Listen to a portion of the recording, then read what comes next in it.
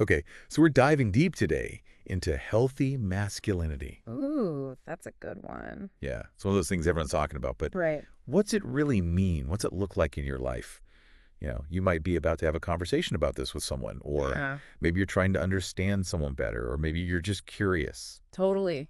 So this deep dive is all about figuring out just that. And it's tricky too because even pinning down what masculinity is, Oh, yeah. it's kind of like, well, you know it when you see it, but it's hard to really define. It's like trying to hold on to smoke. Exactly. Yeah, It's always changing, right? I mean, think about it. It's shaped by everything. All our experiences, what we see in the media, what our families are like, all of it. right? So nailing down a single definition of healthy masculinity, that's tough. Yeah, that makes total sense because even thinking back like when I was a kid, all those movies I watched, Oh, yeah. the books I read, I mean, did those even show what being a man is really all about? Yeah. It all felt kind of limited sometimes. Absolutely. I mean, we pick up all these messages growing up, right? Yeah. About how men should act, how they should feel. Like all those unspoken rules. Yeah. And when those rules get too rigid and they start boxing people in, that's when we run into problems. So how do we break free from those stereotypes then? Well, it starts by recognizing that men are whole people, right? They have emotions just like everyone else. Right. So healthy masculinity, it's about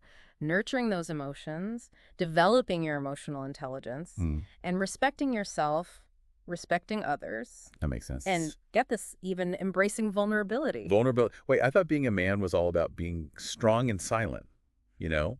Like that's what we've always heard. I know, right? And that's exactly where those old school expectations can really trip us up.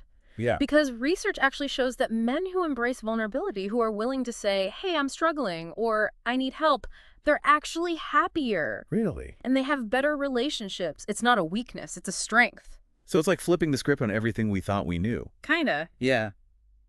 So if that's healthy masculinity in a nutshell, how do we see it in real life? What are some examples? Oh, it shows up everywhere.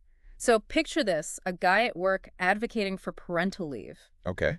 challenging their old idea that taking care of kids is only a woman's job. That's huge. Right.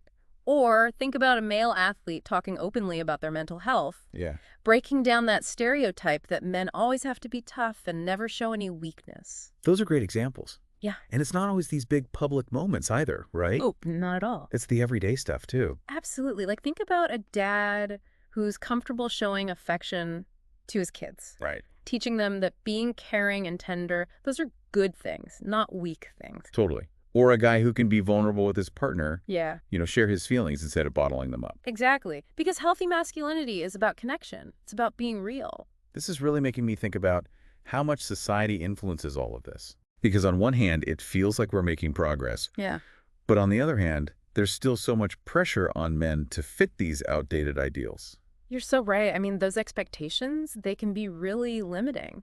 They can lead to men not expressing themselves, having trouble connecting, and even having higher rates of mental health issues. Yeah, the strong and silent thing, it sounds good on paper, but it can really do some damage. Totally. It's like emotional intelligence is a muscle you have to use, but sometimes society tells men to just keep it locked up. Hmm. And listeners, I'd love to know what you think. Have you seen this in your own lives? How do those pressures affect the men you know? And it's not just about men either, right?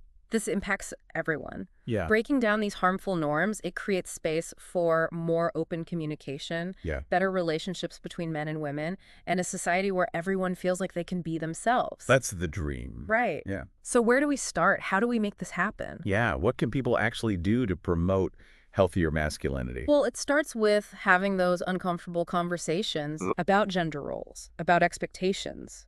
We need to show boys and men that it's okay to express their emotions, to be vulnerable. So it's about creating those safe spaces. Yeah, exactly.